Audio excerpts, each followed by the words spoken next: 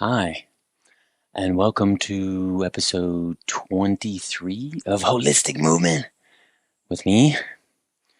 And I thought I'd wear a wife beater today because I need to accentuate my skinniness even more. Anyway, I thought I'd talk a little bit for a very short time and then get right into it. So, really interesting situation. Had a client come in last week, and he comes from an extremely wealthy family. And his father was dirt poor before and now is loaded. And the client had showed up late because his dad decided to buy him a house. And so they went looking at houses, and the dad didn't even, when they showed up to one house, real estate agent said, "Oh, let's go inside." And dad said, "Nah, I don't need to look inside." I'm like, "What?" Yeah, I want it. What? So his son is telling me this, and we're just in awe. I mean, that's another story of his dad just buying everything. Not everything, but a lot of things. It's a dopamine addiction, it's a positive feedback loop, all that. But then we got into the conversation, kind of led into the conversation of how people don't look inside their own house. House metaphorically meaning their own body, meaning they don't go inward and it's all external and they depend on others to help them. And I just want to emphasize that this is the true house that we inhabit. So please take a look inside. Take the time to learn about yourself and your own body, to mainly because this is the only house that we inhabit, truly. And if you don't understand what's going on inside of your house or take a look, then you're lost. I know I have been when I forget to look inward. So when we do these exercises today, instead of being mindful, because I freaking hate that word, can we be bodyful?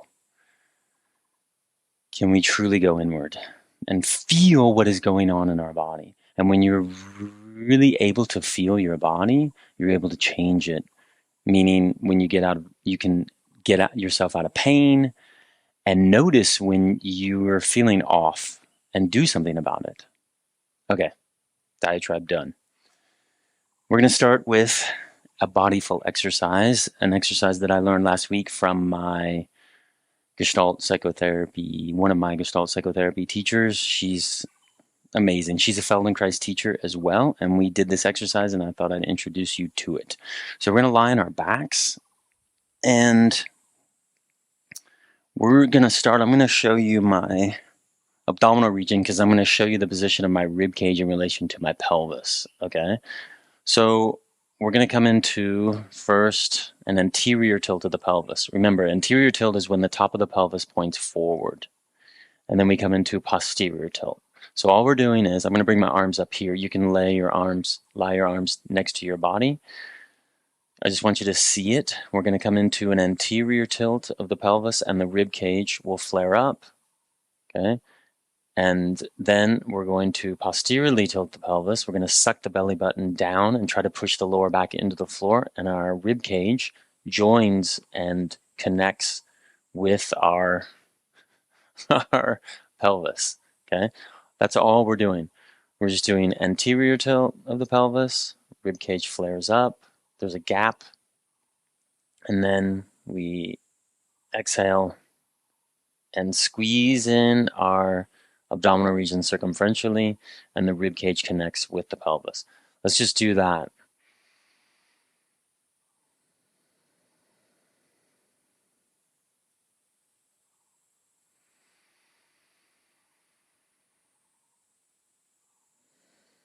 And what do you notice about your end range, meaning end range of posteriorly tilted pelvis, rib cage, the back of the rib cage pushed into the floor, and then anterior tilt, and the rib cage comes into a posterior tilt.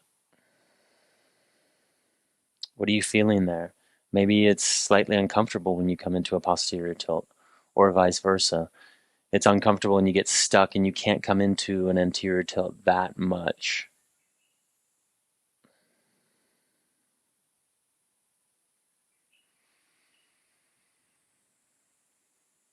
Let's do 2 more.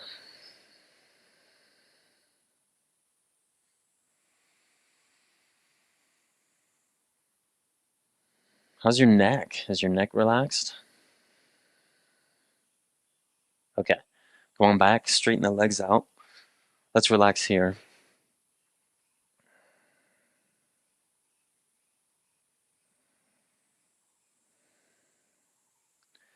Okay, now we're going to add the head, meaning our head and our jaw are going to tilt in relation and open up in relation to the position of your pelvis and your rib cage.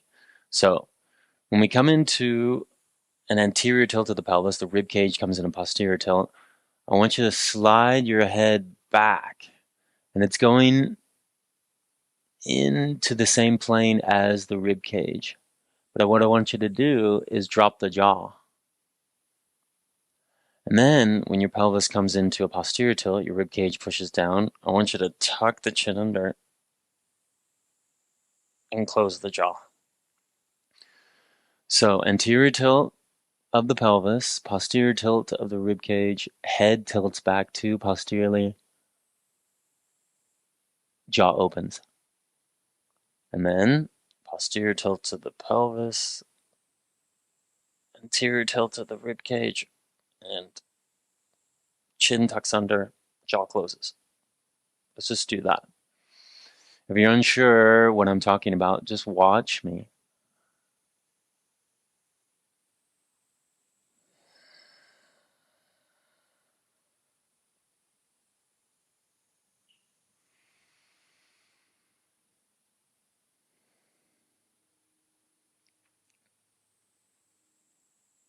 Forgot to open my jaw there, folks. Sorry.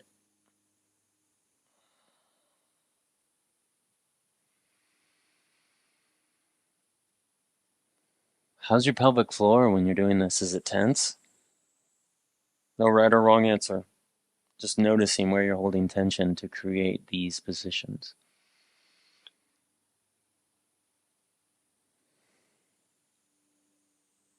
Why are we opening the jaw? Well, fascially, your jaw is connected to your pelvic floor.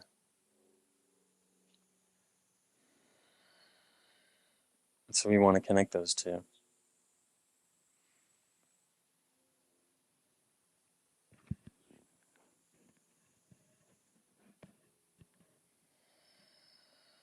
One more.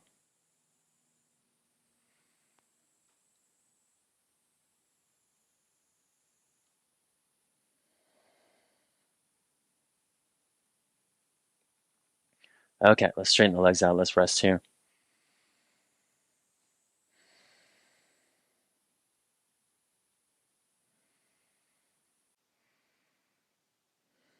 Okay, let's bend our right knee. We're going to roll on over. And you may notice that the cameras are a little bit further away from me because I'm going to stand up in a second, not now. And so we need that camera distance to get my arms in. Sorry, folks. When I get past 100 views on one video, I'll hire a cameraman. Otherwise, it's me. Sorry, I suck as a cameraman. Try my best. Now, we're going to continue with decompressing the shoulders. We did it last week. Remember this one? Okay. And remember the one before? We did this one. So this next one is a lot more complicated. I'm going to break it down into a few parts. Really slow this down. This has been 2 years of doing this, and I still have to really concentrate on each part. But I love these movements.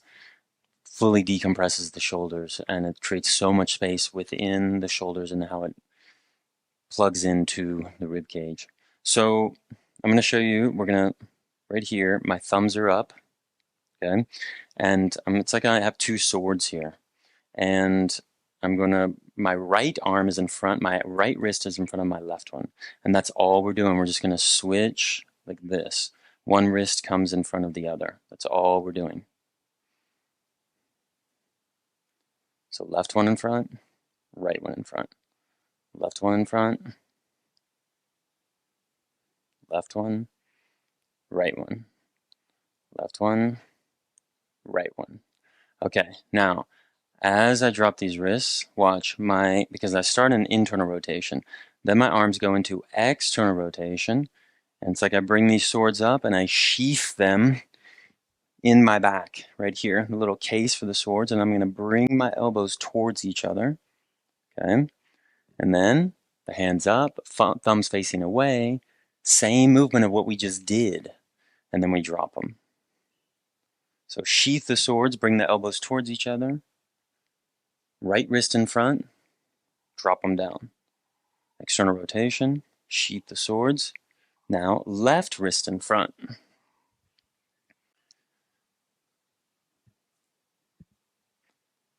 Now, let me show you the position of the shoulders. When I come into that external rotation, then I sheath the swords, my shoulders drop down.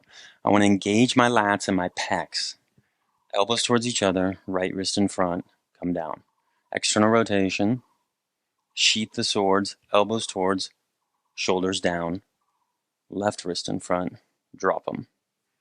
Let me show you from this angle again. And I'm going to speed it up a little bit. Now it's the momentum of my arms that create the decompression.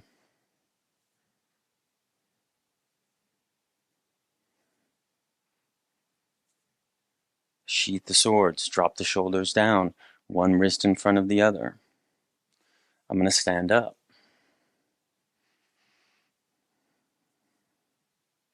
My rib cage is not moving. It's only my shoulders upon the rib cage and my arms creating that momentum, decompressing the shoulders. Let's do a couple more. Slowing it down. External rotation, internal rotation. External rotation, internal rotation. Speed it up again. We'll do a couple more. Sorry, I said a couple more, and then look how many more we're doing. Don't stop till you drop. One more. Okay. Let's line our backs. Let's rest here.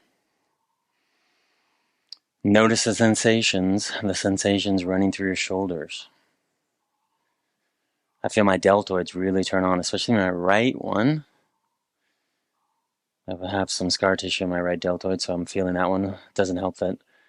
Did some kettlebells today, kettlebell workout, and some rowing on a rowing machine. So my right shoulder feels it.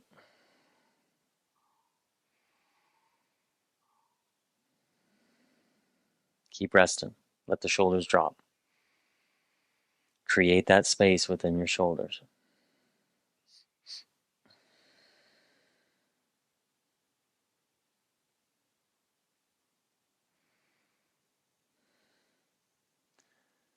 Okay, let's bend our right knees. Let's roll over. Come on up. And I thought we'd go into primal movements, animal movements, what we did last week, and just go into the next step. Evolutionarily, can we step up?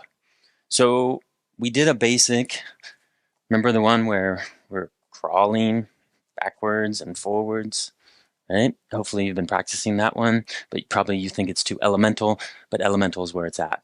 So what we're going to do next is we're going to step it up and become a bear.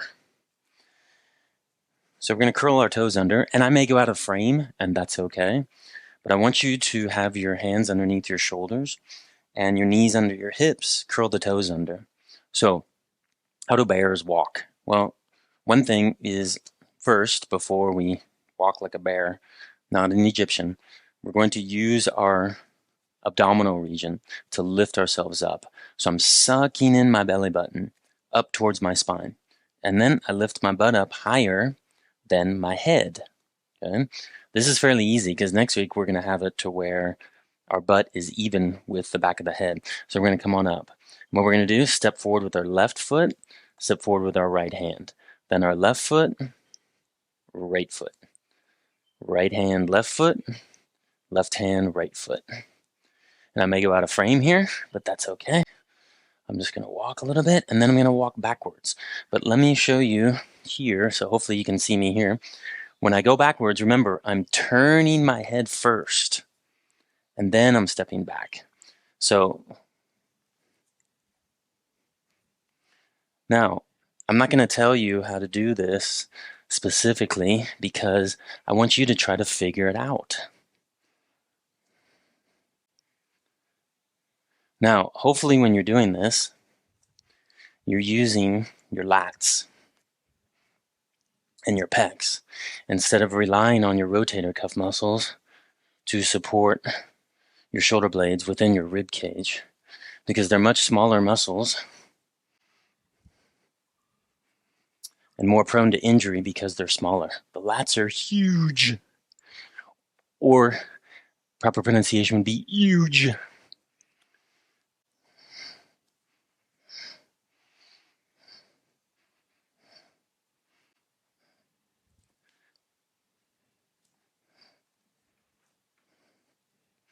Keep walking. Walk around your house. If you have a dog or a cat, freak them out by walking the way a bear does.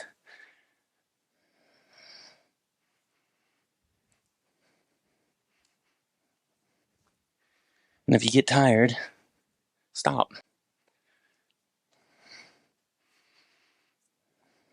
Okay, let's go one more forwards and backwards.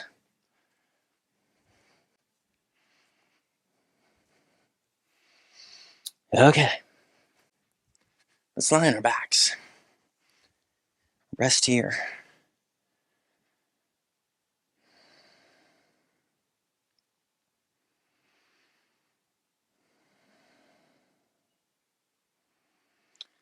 Whenever I think of a bear, I think of BJ and the Bear, one of the greatest TV shows about a truck driver and his reliable monkey. Man, always wanted to be a truck driver. Well, I was for a short time, 2 years ago. Keep resting.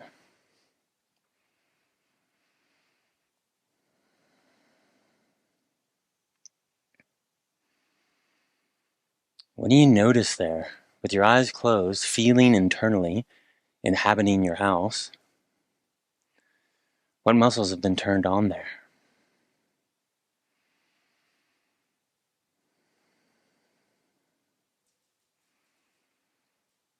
Okay, let's bend our right knee again. Let's roll over to our right hand side. Excuse me, sorry. Okay, it's been raining for about 2 weeks straight, so a lot of moisture in the air. So we're going to come up and review what we did last week with the rainbow position, and then we'll go into a reverse rainbow. And so I'm going to show you from this camera, show you my hands. Okay, and my feet are wider than my hips. Okay, and again, just like what we did in the primal movement, the animal movement there, I'm utilizing my abdominal region to lift myself up. The shoulders are just there, supporting you, of course, but the true support comes from here, the butt, the quads, the lower back, and the abdominal region. Okay, so I'm going to face the camera first. I'll do this from a few angles. I'll switch, but you stay in that position. I'm going to inhale up, and then watch, I'm going to exhale down, inhale up, exhale down, and I'm drawing that rainbow.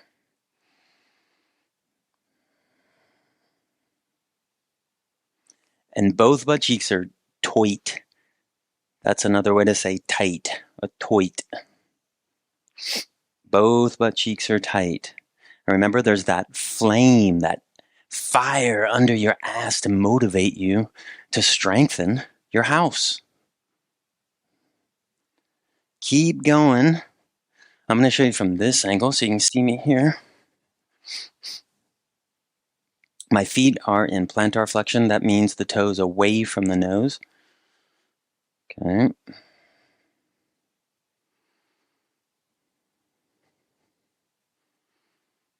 Let's do 2 more.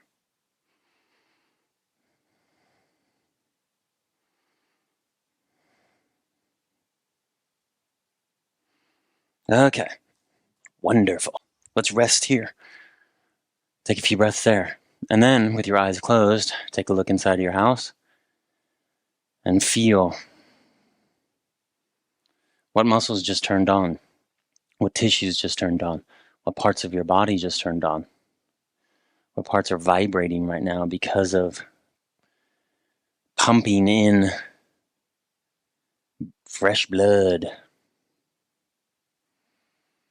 For me, I feel the lower back, my shoulders, my sniffling, my inner thighs, my glutes, my quads, a little bit of wonkiness in my right knee. Okay, now we're going to bend the right knee. We're going to roll over. Now we're going to do the reverse rainbow. And I did this I filmed it as an individual posture, and I'll post that later this week. But we're going to come into this very cautiously. This is an extremely dangerous position. If you feel it is too much and you feel like, this hurts my back, I don't feel right doing it, stop. Not all positions are designed for you. Just do another position or just review what we just did. Okay, so I'm going to show you from a few angles. I'm going to jump around a little bit. I'm going to show you my lower back and my abdominal region. Sorry, I keep sniffling. Okay, now I'm going to curl my toes under. Now, you can do this in a plank position, or you can do this with the knees like this. Why don't we start with the knees like this? So the knees are on the ground. And what you're going to do is draw a reverse rainbow or a bowl. So let me show you from here. Okay, and what I'm going to do is the right side of my hips, my right glutes are going to come up towards the ceiling. Then I dip down, my left hips come up like that. And these are my obliques helping me with this position. Now, I'm going to tighten my quads and my butt too, because I just realized I wasn't engaging my glutes, my butt there. Okay. I promise that's my last sniffle. Yep. Okay. Now, keep going on those knees. And if you want to rest for a second, you can. I just said keep going and then just said rest. And we're going to come up into kind of a plank position. We're going to try it this way. If this is too challenging for you, please stop. Let me show you from this angle.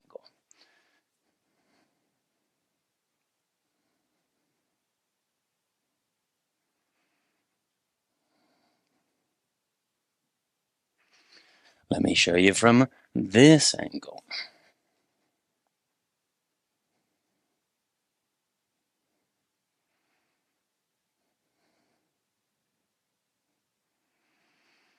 Again, if this is too challenging for you, switch back, drop the knees.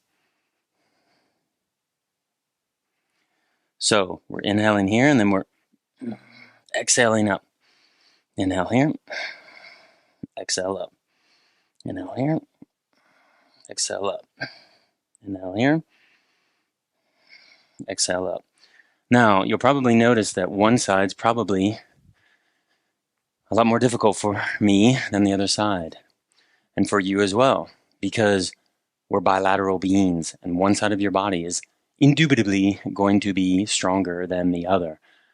The goal is not symmetry. The goal is better options for movement. So the weaker side, can you practice that again? Let's lie on our backs. Fuck, I just sniffled again.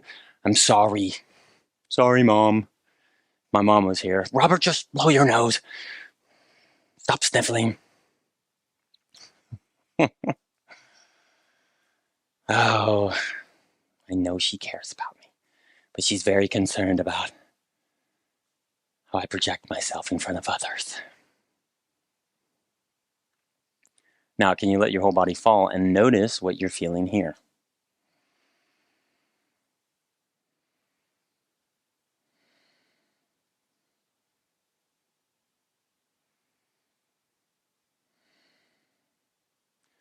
Okay, let's bend our right knee.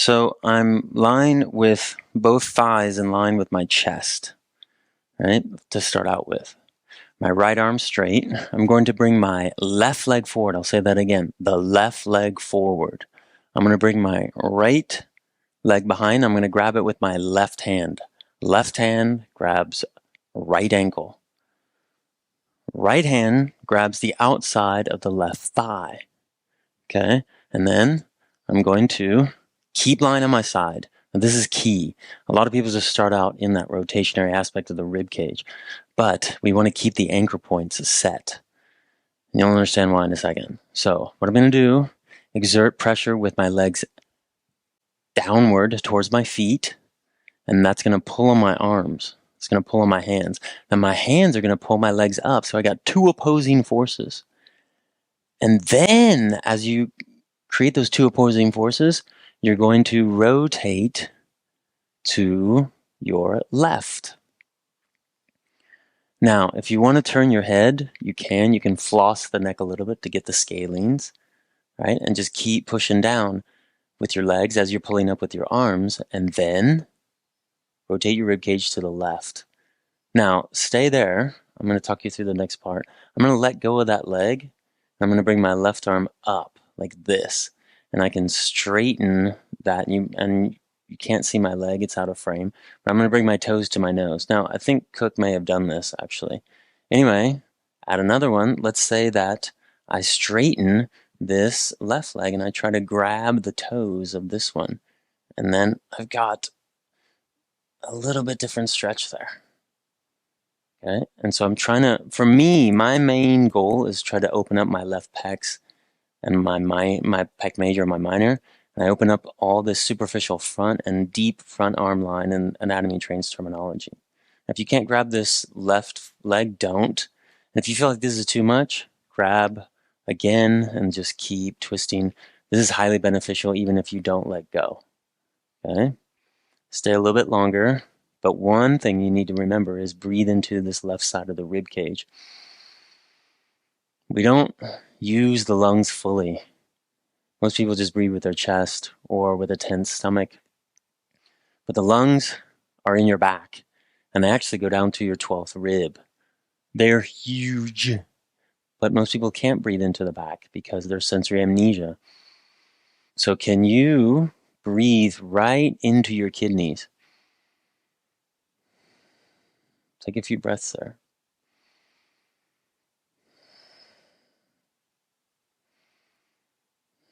Okay, let's slowly lie on our backs. Let's rest here for a tick. Okay. Take a few breaths there. And I feel kind of lopsided in a spiral kind of way. And then I'm going to lie my left side, my left arm out to the side. My right leg is forward. My left leg behind me. Okay. And my left hand is grabbing the outside of my right thigh. My right hand is grabbing my left ankle or the foot. If you cannot grab that ankle or the foot, grab a towel and wrap it around your foot. And I should have mentioned that from the beginning. Sorry. Okay. Now, we're still lying on our sides. We're going to exert pressure with our legs downward, and we're going to pull up with our arms upward, and then you're going to rotate that rib cage to the right. Stay here for a little bit, and then if you feel like it, you can bring that right arm out to the side and really open up that right chest. Really open it up. And if you want to try to straighten this right foot, you can. The leg, I should say. And then we got a little bit more of a pull on the hammies, especially the lateral hammies. Okay, if that doesn't feel right, then exert pressure with that leg downward and keep pulling up. And I like this a lot better because it's pulling on my obliques and my QL. And you can floss the head a little bit. Okay, stay there a little bit longer. Breathe into this. After this, when this episode is done, I'm going to do this side again because this is the side that I really need to open up. And I'm going to try to push the back of my deltoids, my posterior deltoid, down towards the floor to open up this anterior deltoid. As I'm pushing this right inner thigh into the floor. Two opposing forces here. This is the anterior chain, folks. Now I'm also engaging the left quads.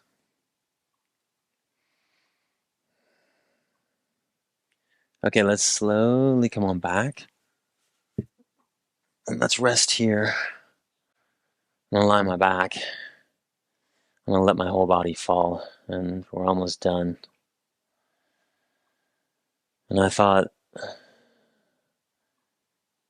I'd help myself and help you concentrate on the breath.